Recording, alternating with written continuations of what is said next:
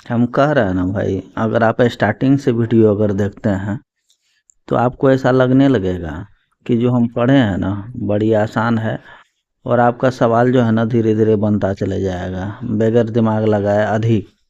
लेकिन शांति से सवाल को पढ़िएगा, है ना। हम चारों ऑप्शन को बहुत अच्छे तरीक़ा से पढ़ाने का प्रयास किए हैं शुरू से। अगर शुरू से वीडियो देखते हैं आप तो ऐसा आपको भी महसूस होने लगेगा। और आप 100 में से 100 मार दीजिएगा। और सच बता रहे हैं, कुछ भी नहीं है आईटीआई में। फिटर हो, इलेक्ट्रीशियन हो, डीजल हो, कुछ कोई सा भी ट्रेड हो, ध्यान से आप बुक अगर पढ़ लेते हैं ना तो ये सीबीटी एग्जाम में हम पक्का बता रहे हैं 100 में से 100 नंबर लाइएगा आप। चलिए, समय बहुत कम है, आप अगर ऑब्जेक्टिव टाइप सवाल देख लीजिए और शुरू से देखिएगा ना तो हमको लग रहा है ये सब सवाल को आप ऐसे ही उड़ा दीजिएगा। हम टोटल ऑप्शन को पढ़ाए हुए हैं और हम आगे इसीलिए नहीं पढ़ाएंगे, जिस ऑप्शन को हम पढ़ा चुके हैं पहले उसको बार बार हम पढ़ाएंगे नहीं, क्योंकि वीडियो लंबा हो जाता है। आप देखिए ना शुरू से, आपको लगेगा, सच बता रहा हूँ, कोई दम तम है नहीं सवाल में। अब देख लीजिए, इसी सवाल को कई बार अपना लोग पढ़ चुके हैं। इसमें कह रहा है क्या, कौन से बियरिंग में लोडिंग बियरिंग अक्ष के समकोण होते हैं। लोडिंग बियरिंग अक्ष के समकोण होते हैं। अब देख लीजिए, बियरिंग जो है ना, अपना लोग पढ़े हैं ना, लोडिंग के आधार पे बियरिंग दो टाइप का होता है कि नहीं।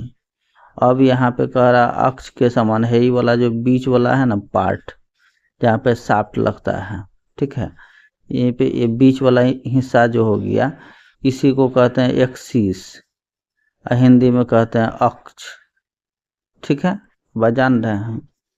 अब बियरिंग में जो है दो प्रकार का लोड लगता है। वो क्या लगता है, रेडियल लोड लगता है ना, आपको पढ़ाए हुए थे बियरिंग में। है ऊपर से अगर लोड लग रहा है, मान लेते हैं ये ऊपर से अगर इस बियरिंग में लोड लग रहा है, इसी लोड को अपना लोग, अगर इस बियरिंग में ऊपर से लोड लगे तो इसी को अपना लोग क्या कहते हैं, रेडियल लोड।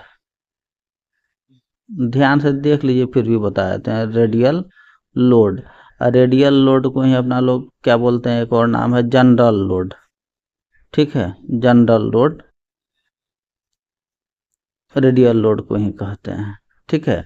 अब इसमें क्या है, लोड बियरिंग के अक्ष जैसे ऊपर से लग रहा है ना, अक्ष के लंबवत पड़ रहा है, ये बात जानते हैं, अक्ष के लंबवत पड़ रहा है, ठीक है, वह लोड जो क्या हो जाएगा, रेडियल लोड हो जाएगा, ठीक है।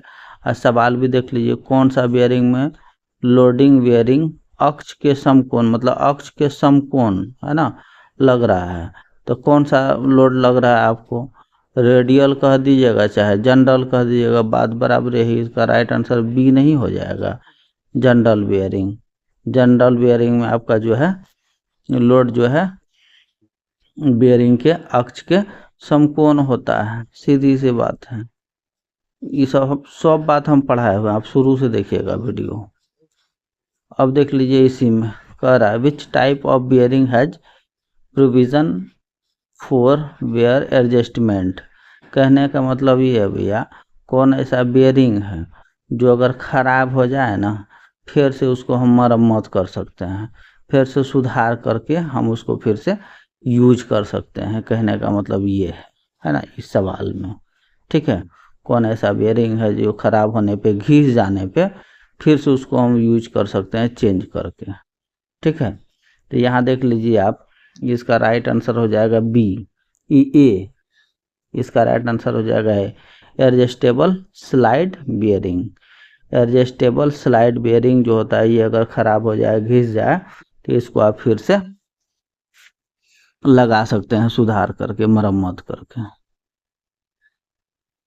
इस कुंजी का नाम क्या है, कुंजी, ये जो की है की के बारे में आपसे पूछ रहा है, इस की का नाम क्या है।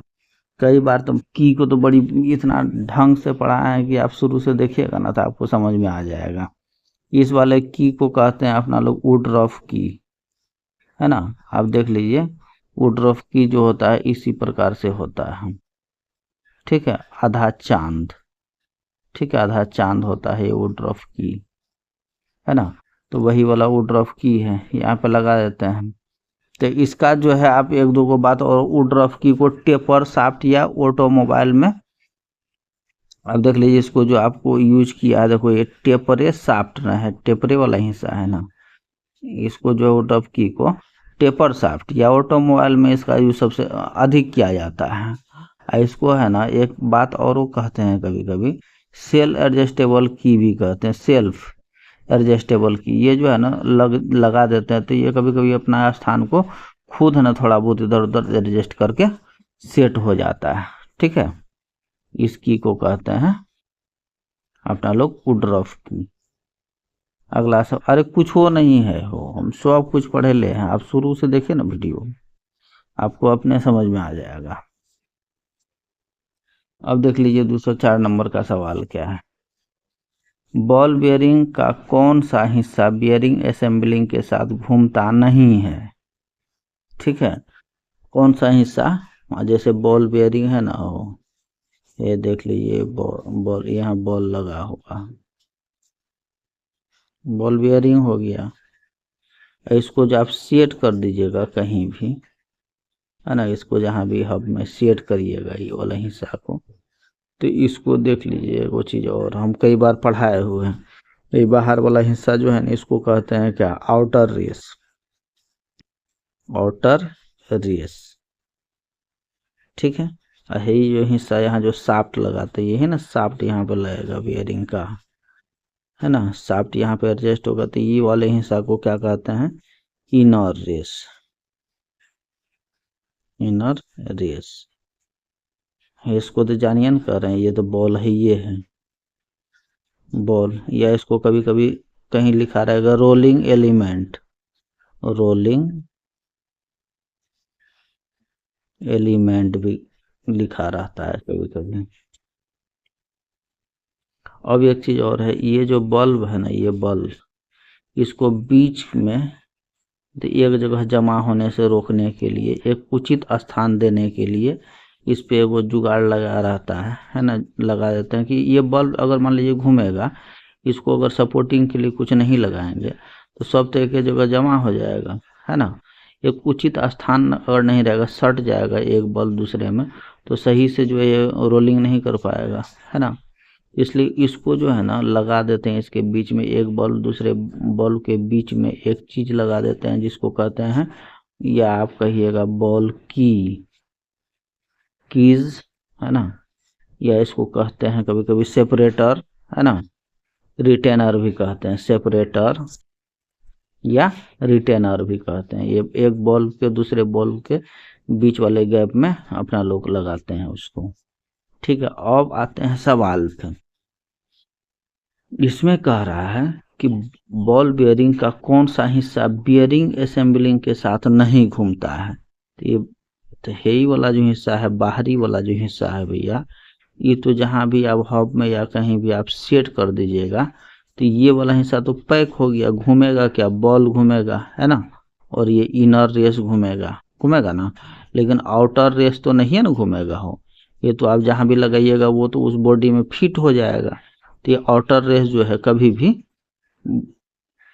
बेयरिंग असेंबलिंग के साथ नहीं घूमता है। ठीक है, बॉल बेयरिंग का इसका राइट आंसर हो जाएगा सी नंबर, आउटर रेस है ना। आउटर रेस ये वाला हिस्सा जो है बेयरिंग का वो घूमता है नहीं, बॉल बेयरिंग का है ना, ये बल्ब घूमेगा और इनर रेस घूमेगा, इसमें जो शाफ्ट लगा हुआ है वो घूमेगा, लेकिन आउटर रेस घूमेगा नहीं है ना। यही बात पूछिए रहा था, एकदम कॉमन बात है, ध्यान से देखिएगा ना, तो फिर हमको नहीं लग रहा है कहीं पे कुछ छूटने वाला है आपका। अब देख लीजिए इसमें क्या कह रहा है, एल्युमिनियम मिश्र धातु बियरिंग में बियरिंग और जनरल के बीच अतिरिक्त क्लियरेंस क्यों दी जाती है? कहने का मतलब ये है कि ये बियरिंग है ना, ये बियरिंग है, ठीक है। अब ये वाला है इनर रेस, ये है आउटर रेस, ये बात तो जानिए रहे हैं। इसी में अगर अपना लोग शाफ्ट लगा दिए है ना, शाफ्ट में कहीं ना कहीं फिट कीजिएगा ना, ये शाफ्ट और ये जो है इनर रेस के बीच में है ना थोड़ा बहुत गैप दिया जाता है। ठीक है, इसको गैप दिया जाता है, इसको कहते हैं कि अपना लोग क्या कहते हैं, क्लियरेंस है ना, यही गैप को कह दिए, थोड़ा बहुत क्लियरेंस दिया जाता है। तो इसी के बारे में आपसे पूछ रहा है क्यों दिया जाता है, ठीक है ना। तो क्यों दिया जाता है भैया देख लीजिए, हाई थर्मल एक्सपेंशन पर काबू पाने का, बहुत अधिक अगर घूमेगा ये एलिमेंट, ये जो है बियरिंग और शाफ्ट में जो फिक्स है, ये जब घूमेगा तो ये गर्म नहीं हो जाएगा, बहुत अधिक गर्म हो जाता है, इसलिए थोड़ा बहुत उस गर्मी पर काबू पाने के लिए है ना, अपना लोग क्या करते हैं, थोड़ा बहुत क्लियरेंस छोड़ देते हैं, ठीक है। शाफ्ट मतलब जनरल और बियरिंग के बीच में है ना, बियरिंग और ये इसके बीच में ये जो शिफ्ट ये सेट हो रहा है ना, इसी को कहते हैं जनरल, ठीक है। इसके बीच में जो गैप क्लियरेंस छोड़ा जाता है वो इसीलिए छोड़ते हैं ताकि हाई थर्मल बहुत अधिक गर्मी को एक्सपेंशन पर काबू पाने के लिए ना, इसलिए इसका यूज करते हैं, ठीक है, क्लियरेंस का, इसलिए क्लियरेंस छोड़ देते हैं अपना लोग। इसका राइट आंसर हो जाएगा डी। चलिए अगला सवाल, बियरिंग असेंबलिंग में रोलिंग तत्वों पर एक साथ गुच्छन होना कैसे रोका जा सकता है, वही बात अभी बोल रहा था, अभी अपना लोग जो चर्चा किए थे, ये बल्ब है ना, ठीक है। अब इसी के बीच में जो है ये बल्ब एक जगह जमा नहीं हो जाए, गुच्छा नहीं जमा हो जाए, एक उचित डिस्टेंस पे हमेशा रहे, इसके बीच में जो लगाते हैं ना, उसी के बारे में आप लोग से क्या कहते हैं उसको, है ना, कैसे रोका जा सकता है, उसको कहते हैं बाय केजिंग, है ना, बाय केजिंग के माध्यम से इसको जो है अपना लोग, ठीक है, एक जगह है ना, बल्ब को एक जगह गुच्छन होने से रोक सकते हैं, इसको कहते हैं, ये बॉल केजिंग भी कह दीजिएगा, ठीक है, बॉल केज भी कहिएगा, या इसको कहीं अगर लिखा रहेगा रिटेनर तो वो आप सही मार दीजिएगा, या आपको लिखा रहेगा सेपरेटर है ना, बाय सेपरेटर भी लिखा रहता तो भी सही करो, बाय रिटेनर भी रहता तो भी सही, अब बॉल केज भी लिखा हुआ है तो भी सही, इसको 3 प्रकार से अपना लोग नाम दिए हुए हैं, ठीक है ना। चलिए अगला सवाल पे, इसमें देखिए ये पाइप से रिलेटेड है, ये सवाल हमको लग रहा है कि कई 2 बार हम अभी तक करवा चुके हैं, ठीक है, फिर भी एक बार और देख लीजिए अपना लोग, पाइप के कार्यों में एल्बो और बैंड का विचलन का कोण कितना होता है, जैसे है एल्बो देखे है ना हम, पाइप वाला, ये 90 डिग्री हुआ ना, एल्बो का जो एंगल होता है विचलन, बीच वाला हिस्सा को अपना यहाँ जो एंगल बनता है, या तो वो 90 डिग्री होता है, या नहीं तो अपना लोग देखे होंगे 45 डिग्री वाला भी देखे होंगे, ठीक है, या उसका एंगल जो होता है यहाँ पे हाथ से बना पा रहे हैं भाई, थोड़ा सा दिक्कत हो रहा है, या तो फिर वो 45 डिग्री का होता है, ठीक है।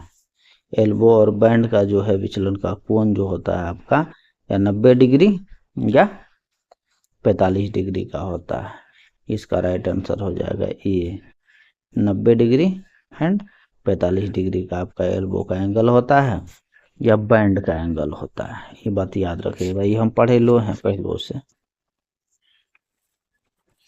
अब इसमें क्या कह रहा देखिए, स्टफिंग बॉक्स के पास लगे बल्ब से पानी का प्रभाव को कैसे रोका जा सकता है, स्टफिंग बॉक्स क्या होता है आप देख लीजिएगा, नल देखे है ना हो,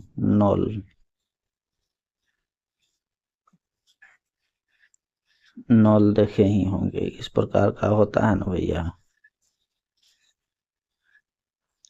इधर से आपका पानी नहीं चू रहा है, ठीक है।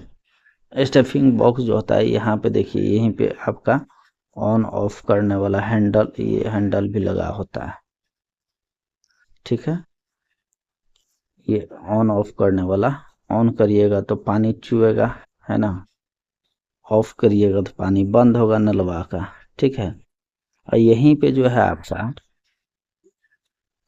एक पैकिंग होता है, अगर यहाँ पे यहीं पे एक पैकिंग लगाते हैं, ठीक है, यहीं पे एक पैकिंग लगाते हैं, पैकिंग अगर नहीं लगाइएगा या पैकिंग खराब हो जाएगा तो नल खोलते हैं तो बाहर की ओर से इधर से पानी नहीं चूने लगता है, देखें बाहर से पानी चूने लगता है, ये प्रेशर ऊपर से आता है तो ये पानी इधर अगर नहीं निकल पाया, थोड़ा बहुत पानी ऊपर जा करके बाहर होते हुए यही वाला जहाँ पे अपना लोग मुंडिया घुमाते हैं नल का, उधर से ऊपर से ये पानी चूने लगता है।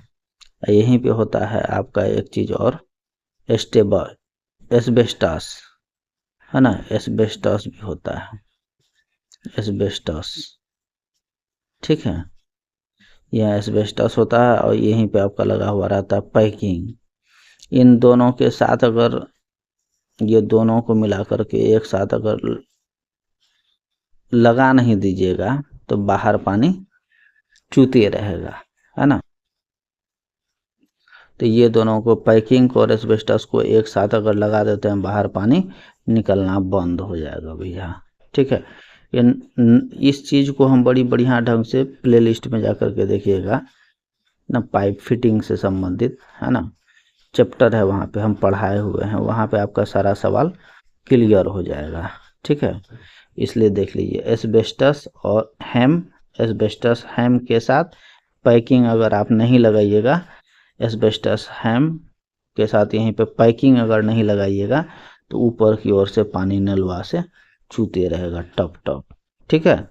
अगर आप पैकिंग एस्बेस्टस के साथ दोनों मिला करके अगर आप पैकिंग कर दीजिएगा तो पानी चूना बंद हो जाएगा। इसका राइट आंसर हो जाएगा डी। घरेलू बात है, आपको समझ में आ गया होगा। अगला सवाल पे चलिए, देखिए क्या कह रहा है। पाइप लाइनों में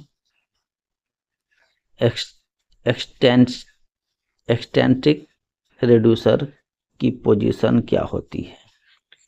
एक्सटेंट्रिक क्या होता है, देखिए वो सुने होंगे ना, कंसेंट्रिक, एक्सटेंट्रिक भी होता है एगो चीज, ठीक है। और रिड्यूसर क्या होता है वो आपको बताते हैं। एक साइड यहाँ पे पाइप में, है ना, और दूसरा जो पाइप है यहाँ पे है हमारा, इसका डायमीटर है 50 mm पाइप का, तो यहाँ जो है ना रिड्यूस कर दिए, मतलब घटा दिए इसको, इसका जो डायमीटर हो जाएगा 30 mm, तो 20 mm आपका रिड्यूस कर दिए ना, उसी को कह दिए रिड्यूसर, है ना। प्रेशर बढ़ाने के लिए पाइप का, पानी का, ये रिड्यूसर का प्रयोग किया जाता है, ठीक है। ये 5 इंची अगर आगे है तो यहाँ पीछे हो जाएगा 2 इंची 3 इंची, एक साइज बड़ा और दूसरे साइड सप्लाई वाला साइड छोटा, मतलब रिड्यूस कर दिए, रिड्यूसर इसी को बोलते हैं। अब एक बात है एक्सटेंट्रिक, है ना, एक्सटेंट्रिक क्या होता है, देखिए एक यहाँ पर आपका वृत्त है, इसका केंद्र इस जगह पे है, दूसरा वृत्त इसी के अंदर में है तो उसका केंद्र कहीं और है, ठीक है। इसका केंद्र यहाँ पर हुआ, दूसरे का केंद्र अलग जगह पे हुआ, ठीक है। इसमें दोनों केंद्र अलग अलग हैं, इसी को कहते हैं एक्सटेंट्रिक, है ना, सर्किल, ठीक है। उसी प्रकार से जो होता है एक्सटेंट्रिक रिड्यूसर क्या होता है। एक्सटेंट्रिक रिड्यूसर का क्या हो जाएगा, यहाँ पे देखिए एक साइड यहाँ पे केंद्र है, इस साइड यहाँ मोटाई है ना, ऊपर जा करके दूसरे साइड का जो केंद्र है वो अलग हो जाएगा। देख लीजिए इसका जो केंद्र है, इसका केंद्र कहाँ, इसके केंद्र से थोड़ा सा भिन्न हुआ ना, तो इसी प्रकार का अगर रिड्यूसर है तो इस रिड्यूसर को क्या कहेंगे, एक्सटेंट्रिक रिड्यूसर, है ना, एक्सटेंट्रिक रिड्यूसर कह दिए इसको।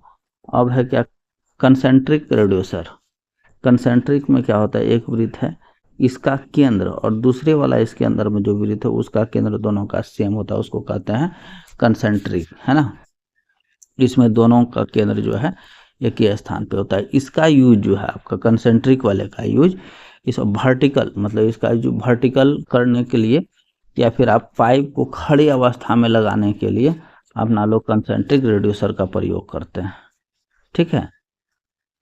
और आपका ये वाला जो हुआ ये क्या कहते हैं, एक्सटेंट्रिक रिड्यूसर का प्रयोग, अब इसका यूज क्या, हॉरिजॉन्टल, मतलब कि हॉरिजॉन्टल में, है ना, रिड्यूस करना हो, हॉरिजॉन्टल में रिड्यूस करना हो वहाँ पे अपना लोग एक्सटेंसिक रिड्यूसर का प्रयोग कर दिए, और अगर आपको वर्टिकल में आपको रिड्यूस करना हो पानी को सीधे 90 डिग्री पे वर्टिकल में, तो अपना लोग कंसेंट्रिक वाले रिड्यूसर का प्रयोग करते हैं।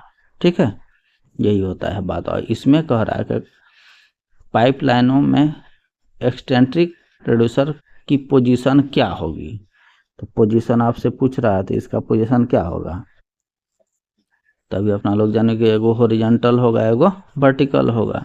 तो इसका जो है आपका हो जाएगा क्या, जिसका आपका पूछ रहा है सवाल में एक्सटेंट्रिक का, तो इसका क्या हो जाएगा भैया, हॉरिजॉन्टल पोजीशन में। हॉरिजॉन्टल पोजीशन में अपना लोग जो यूज करिएगा रिड्यूसर का वो एक्सटेंट्रिक वाले का करिएगा, है ना, और कंसेंट्रिक वाले का कहाँ कीजिएगा, है ना, वर्टिकल वाले पोजीशन में। इसका राइट आंसर हो जाएगा डी। मजबूती से बंद होने के बाद भी, मजबूती से बंद होने के बाद भी घर के नल से पानी टपकने को रोकने के लिए उपाय पूछ रहा है आपसे, क्या उपाय लगा सकते हैं भैया। ठीक है, आपका सब चीज मजबूत है ना, मजबूती से, है ना, सेट है आपका नल में, फिर भी नल से जो ना टप टप टप टप टप पानी चू रहा है, तो आप क्या क्या करिएगा, ये आपसे पूछ रहा है। तो अरे वाशर ना बदल दीजिएगा, वाशर बदल दीजिए। कहीं भी वाशर अगर लगा हुआ है, अगर कहीं घिस गया होगा तब भी ना पानी चू रहा है, अगर नहीं घिसा है, नहीं चुएगा, सब कुछ बढ़िया है, मजबूती से सेट है, फिर भी अगर हमारा पानी टप टप चू रहा है नलवा से, अपना लोग क्या करिएगा, वाशर बदल दीजिएगा। सीधी सी बात है, कुछ हो नहीं है ये सब में। आप जा करके देखिएगा ना प्ले लिस्ट में, आपको सब कुछ आसानी लगेगा। पढ़ लीजिएगा एक बार बुक, सब कुछ घरेलू बात है ना भाई लोग, ध्यान से एक बार देख लीजिए ना, फिर कोई दिक्कत होगा नहीं मेरे ख्याल से। बाकी धन्यवाद।